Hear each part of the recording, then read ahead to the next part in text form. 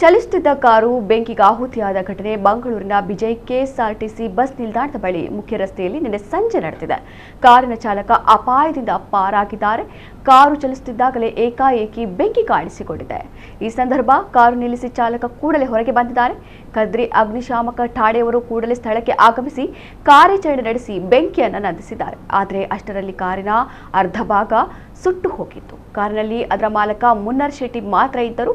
Renault Triber car ಇದಾಗಿದ್ದು, ಕಾರಿನ battery ಭಾಗದಲ್ಲಿ ಶಾರ್ಟ್ ಸರ್ಕ್ಯೂಟ್ನಿಂದಾಗಿ ಬೆಂಕಿ ಉಂಟಾಗಿರುವ ಸಾಧ್ಯತೆ ಇದೆ ಎಂದು ಅಗ್ನಿಶಾಮಕ ದಳದ ಅಧಿಕಾರಿಗಳು ಶಂಕೆ ವ್ಯಕ್ತಪಡಿಸಿದ್ದಾರೆ.